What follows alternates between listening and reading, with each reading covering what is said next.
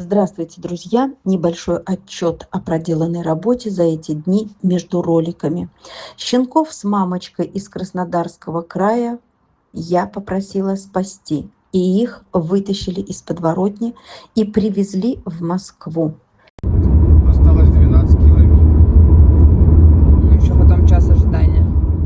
Привезли единственно откликнувшейся женщине в таком большом городе. Но женщине стало, видимо, плохо. В общем, она на связь не выходит и даже не интересуется ими.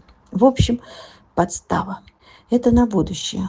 Урок себе извлекла. Как надеяться на людей и почему спасаю сама без помощников. Ответ очевиден. Больше такого стресса не хочу. Если кто пожелает взять себе щенка, а их 5, и мамочка 5-килограммовая, напишите мне на WhatsApp.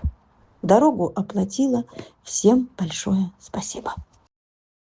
Я просто, знаете, я просто не буду кормить тогда собак, и не буду за ними ухаживать. И пусть что будет, то будет. Либо вы оплачиваете собак, либо вы их забираете всех полностью. И там пусть живут, где не надо платить. Итак, следующий пункт. С неудачной передержки, где шум, гам, ор и обещание не кормить собак в случае неуплаты, где хочу забрать всех собак, но некуда перевозить, вывожу только когда откликаются ручки, а это 1-2 собаки в месяц. Ну или когда пристроятся собаки с других передержек и освободятся места, чтобы туда перевести на эти места. Долго и безнадежно. Вот на днях, спасибо нашей подписчице Галине, у которой уже живет один наш слепой якутенок. Она пришла на помощь и взяла еще одного возрастного песика себе с этой злополучной передержки. И второго возрастного взяла временно, за корм.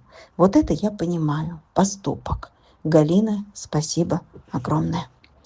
Возрастных тоже сложно пристроить. Но как хотелось бы, чтобы они свой век доживали в тепле, и чтобы за их жизнь куратору не орали в ухо: «Плати, а то я не буду кормить твоих собак».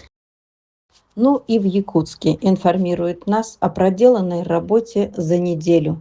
Забрали у болеющей женщины 10 кошек на очень короткий срок в арендованную квартиру.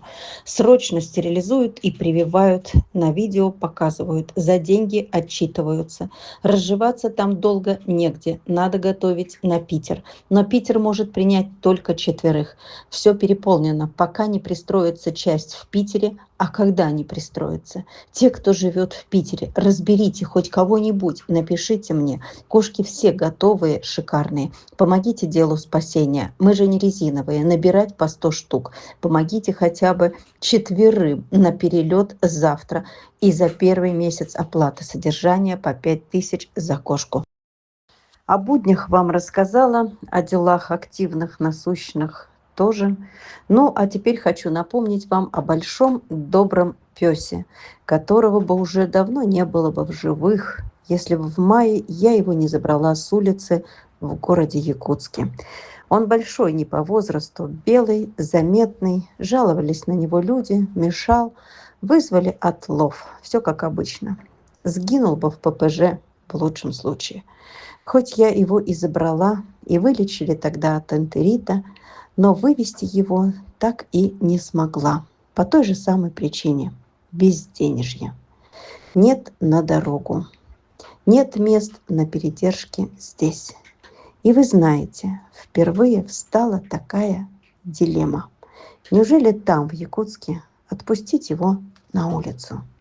Никогда этого не делала, и вот такие наступили времена.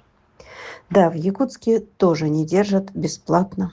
Оплачивала все эти месяцы. Живет на цепи, в будке, занимает место. Что с ним делать? На улицу, если я не смогу оплачивать? Или в Москву, где тоже нечем оплачивать? Что скажете вы? Кто поддержит этого парня, если все-таки его спасти и вывести? В ближайшее время есть пассажир, но нет ни денег, ни понимания, как выживать дальше. Вот такие переноски мне сейчас привезли. Большие, огромные. естественно, грязные. Это все надо отмыть. Огромные. Вот такая вот гора грязных. Вот это будет конструктивное решение, если кто-то руками, ногами и по существу поможет. Корячиться мне сейчас тащить на 10-й этаж и там это все отмывать, потом паковать, а потом в другой конец планеты тащить в транспортную компанию.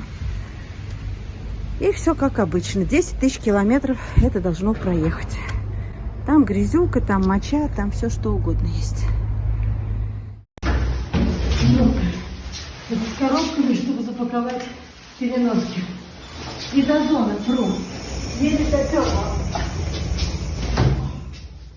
Друзья, неужели мы сдаемся? Не спасти новых, не оплатить содержание спасенных. После прошлого ролика оплатила дорогу щенков 15 тысяч из Краснодарского края, перевозку животных с передержки к подписчице и передержку 7 собак. Вот и все. А пиар продолжается. И 2 собакам надо оплачивать титры. И если не оплатить, то они не пристроятся и не уедут. Все спасения заканчиваются, когда нет денег.